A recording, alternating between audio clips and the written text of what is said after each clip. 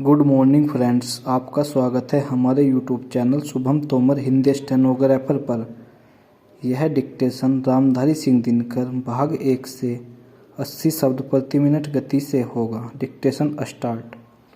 अध्यक्ष महोदय, जिस भावना से मैंने यह बिल पेश किया है उसको विरोधी पक्ष के लगभग सभी सदस्यों ने एकमत से महसूस किया है कि देश में बेकारी की जो समस्या है वह एक भयंकर समस्या है और उसके कारण हमारे देश का विकास, चाहे वह सामाजिक हो, आर्थिक हो या सांस्कृतिक, रुका हुआ है और ऐसी स्थिति में हम आगे बढ़ नहीं सकते हैं।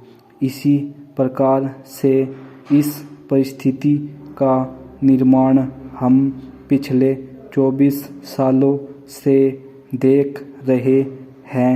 मंत्री महोदय ने यहाँ पर अभी कहा कि राष्ट्रपति इस काम को नहीं कर सकते हैं क्योंकि वह उनके अधिकार के बाहर है। आप राज्यों में राज्यपाल शासन स्थापित करते हैं।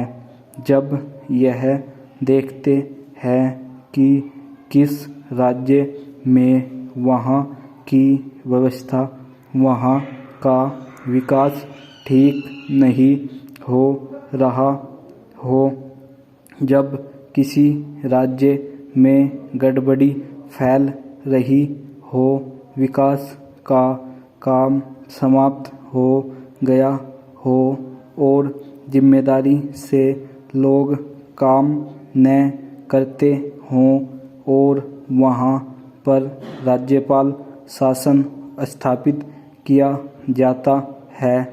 ऐसे बहुत से उदाहरण हमारे देश में मौजूद हैं। उसी प्रकार से हमारे राष्ट्रपति हैं और अगर देश में इस तरह की स्थिति वर्षों तक चले तो कोई कारण नहीं है आपात के रूप में राष्ट्रपति इस देश की सुरक्षा के लिए, इस देश की तरक्की के लिए जिम्मेदारी अपने हाथ में न ले सके।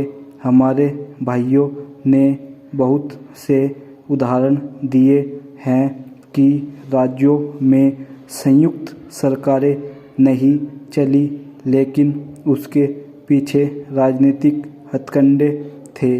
अगर कोई राजनीतिक पार्टी जिम्मेदारी से काम नहीं करती तो विधान में यह स्पष्ट है कि राष्ट्रपति शासन अपने हाथ में ले।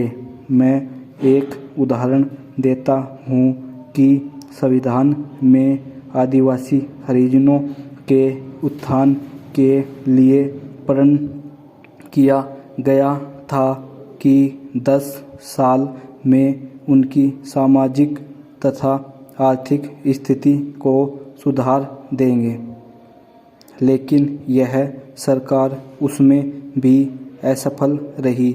उसको एक बार 10 साल के लिए बढ़ाया गया और दोबारा फिर 10 साल के लिए बढ़ाया गया।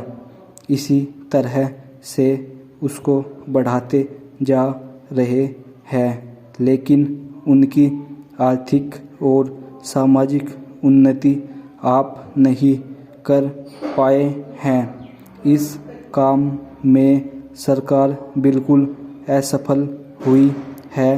पिछली बार सरकार पर अविश्वास का प्रस्ताव भी आया था और वह पास होने वाला था।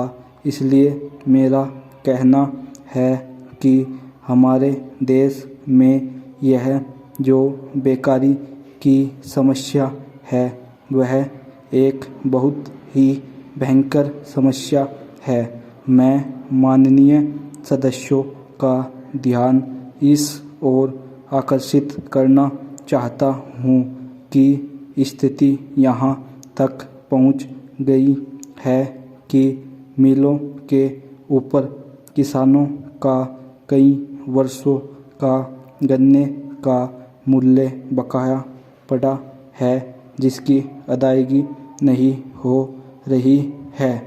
स्टॉप।